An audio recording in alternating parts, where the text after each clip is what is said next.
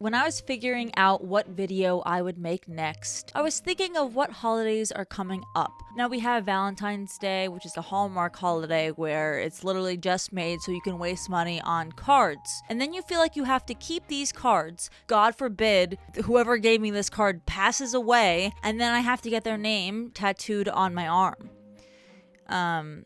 I don't know, maybe that's just me that thinks that. We have Groundhog's Day. We have Mardi Gras. Sounds like a fun thing, but does anyone know when it really starts? Is it in February? Is it in March? It seems like it's just a party to go on for like 2 months maybe until Lent, which is so ironic that Fat Tuesday, Mardi Gras has to do with Lent.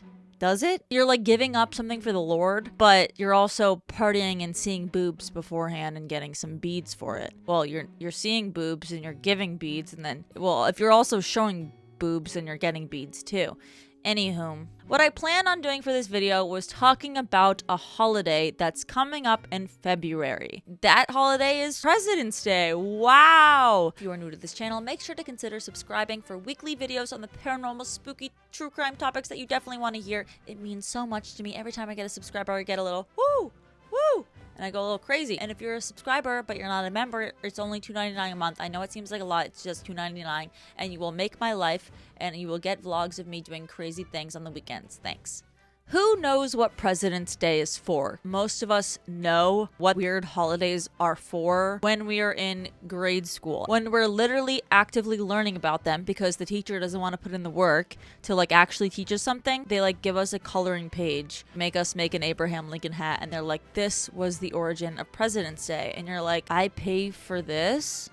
That's what I was doing. In second grade, I was like, I pay for this? President's Day is typically known as celebrating George Washington's birthday. Good for him, okay? George Washington, he had it all. He had the wooden teeth. He had America.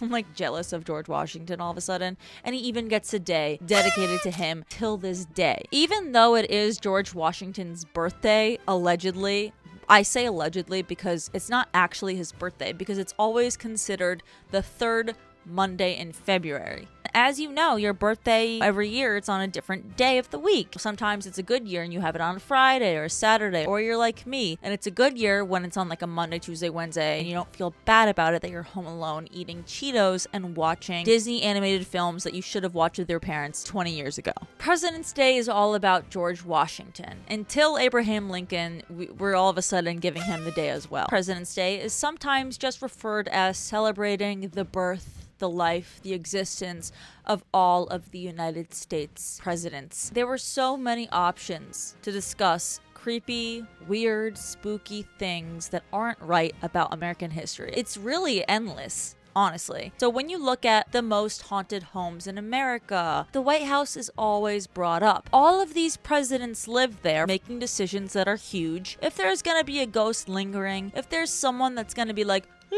in the middle of the night, it's going to be at the White House. I just wanted to give a very brief background on the White House in general. I just learned about these things. And maybe you're different than me. Maybe you actually watched documentaries and TV with your parents. Daddy was in another state and mommy was still at work, so I was watching Disney Channel. If you know about the White House, you can just skip this part, but I didn't. So Mr. George Washington, Mr. Wooden Teeth, selected the site for the White House to be built in 1791. It's very unfortunate to say that even though he was the one to select the site of where the White House would be built, he actually never lived in it, which is so tragic because he is the one president that hasn't lived in the White House. And then the following year, the cornerstone was laid and a design was actually submitted by an Irish-born architect, James Hoban. It took 8 years of construction before finally President John Adams and his wife Abigail were able to move into the still unfinished residence. During the War of 1812, the British actually set fire to the president's house, and James Hoban was appointed eventually again to rebuild it. James Monroe moved into the White House in 1817, and during his administration, the South Portico was constructed.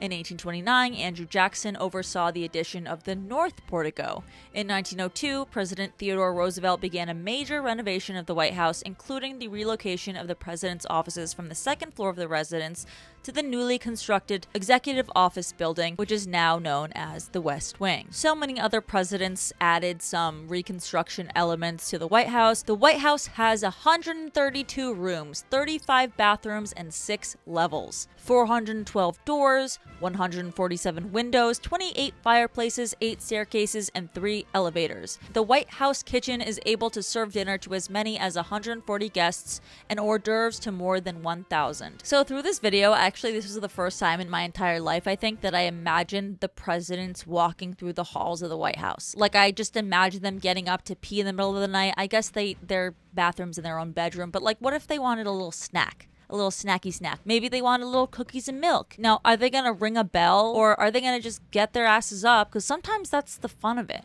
Sometimes it's like the late night making a bowl of ramen kind of vibe. Do the presidents do that? Do they have to walk by security guards? How many security guards are there? Do they like say hi to them, or they just like pretend they're part of the walls when they go? Oh my god, this also reminds me of the show Corey in the House. Corey in the House. It's like the That's So Raven spinoff with Corey. But Corey is like the son of the chef of the White House, and he's like, Corey in the house, I'm your man. I'm just picturing Donald Trump walking through the halls, like trying to get a Chips Ahoy and like dip it in a Horizon organic milk. So the most famous ghost of the White House, can you guess? Can you guess it? Is Abraham Lincoln. Many have reported sightings of the 16th President of the United States, Mr. Abraham Lincoln, especially in the Lincoln bedroom. Now, some even claim to have seen him looking out the Oval Office window, and a lot of people say that he comes during times of turmoil in the country. So like, you know, if there's a war going on, if something crazy's about to go down, like Lincoln's just chilling. I'm watching you, you know? Now, the first person that reportedly saw Abraham Lincoln's ghost was the First Lady, Grace Coolidge. She said she saw the ghost of Lincoln standing at a window in the Yellow Oval Room in 1927. Now, the most famous incident of someone reportedly seeing Abraham Lincoln's ghost was when Queen Wilhelmina of the Netherlands allegedly heard footsteps outside her White House bedroom, and she answered a knock on the door, only to see Lincoln in a frock coat and his top hat standing in front of her, which made her promptly faint. As you probably know, the British Prime Minister, Winston Churchill, loved to take a nice bath, eat some food, have some scotch, a cigar, relax. There was a time where he stepped out of the bath naked with his cigar going into the bedroom. He was startled to see Lincoln standing there, leaning on the fireplace mantel. Churchill, you know, very quick-witted, took the cigar out of his mouth and promptly said, "Good evening, Mr. President. You seem to have me at a disadvantage." Lincoln smiled softly, laughed, and just disappeared. I mean, I'm sure Churchill had like 10 scotch sodas, something at the time. He's smoking a cigar in the bathtub. President Theodore Roosevelt, presidential daughter Maureen Reagan, her husband Dennis C. Revel, and a number of staff members of the Franklin D. Roosevelt administration all claimed to have also seen Lincoln's spirit. On one occasion, FDR's personal valet actually ran screaming after seeing Lincoln's ghost. Someone stated that they say Lincoln always comes back whenever he feels the country is in need or in peril. They say he just strides up and down the second-floor hallways and raps on doors and stands by windows. In a 1989 Washington Post article, the White House curator Rex Scouten said that President Ronald Reagan had commented that his dog would go in every bedroom besides Lincoln's bedroom. He said he'd just stand at the door and bark. Now, I thought it would be interesting to look up who actually passed away in the White House. What's that ordeal? Because typically you would think that they would pass away, that they would kind of haunt or be in the location in the afterlife where they actually passed away. So 2 presidents and 3 first ladies died at the White House. President William Henry Harrison actually died just 1 month after his inauguration at the White House. It's alleged that in 1862, Mary Lincoln was grieving over her son Willie's death in February, and she began to participate in spirit circles or seances at the White House and the presidential cottage at the soldier's home. Now, we know that spiritualism was at an all-time high during this time, so that's probably what influenced her to do so, but she believed in it, okay? And she's said to have seen her son. In 1911, there was one little spirit, an unidentified 15-year-old boy that they referred to as the Thing. How rude, by the way. Just side note. The Thing greatly frightened the Taft domestic staff in 1911. President Taft's military aide, Major Archibald Butt, which is kind of funny because it's like Major Bald Butt. Major Bald Butt. Wow. I'm sure their butts weren't bald back then, though, especially not in 1911. There were other fish to fry then. They say that the first knowledge of this spirit is a slight pressure on the shoulder. President Taft ordered Butt to tell the whole staff that the first person to talk about the thing would be fired. Now, Andrew Jackson is another president that's been said to lurk through the White House. Supposedly, you can hear him lying in the Queen's bedroom, otherwise known as the Rose Room, letting out a guttural laugh that has been heard since the 1860s. And Mary Lincoln specifically has claimed to have heard Andrew Jackson stomping and swearing. Some other statements that staff, visitors, and presidents' families have said is that Thomas Jefferson plays his violin in the Yellow Oval Room. Dolly Madison protects the Rose Garden. John Tyler haunts the Blue Room, proposing to his second wife, Julia Gardner. William Henry Harrison is said to haunt the attic, and he was the first president who died in the White House. Abigail Adams hung laundry in the East Room, and contemporary staff can apparently smell wet laundry and specifically the scent of lavender. An unnamed British soldier who perished in the War of 1812 roams the White House grounds, holding nothing but a torch. David Burns is the man who owned the land that the White House was built on, and he has also been said to be heard or seen in the Yellow Room. There's a letter that Harry Truman wrote his wife, and it's in the presidential archives. In it, he says, "I jumped up and put on my bathrobe, opened the door, and no one is there.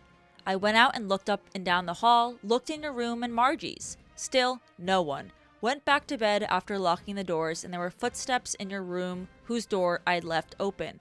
Jumped and looked and no one there. The damn place is haunted, sure as shootin'. Secret Service said not even a watchman was up here at that hour.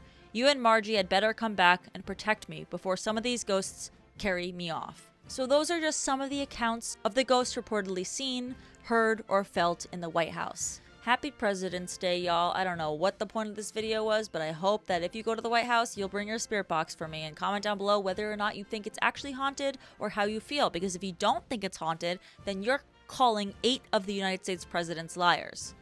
Which, I mean, I guess you can do that because I'm sure a lot of people would. But anyway, thank you again for watching this video. I hope you enjoyed. If you did, make sure to subscribe, comment down below anything you want, like this video, and stay tuned for next week's video on the paranormal, true crime, spooky topics that you definitely want to hear.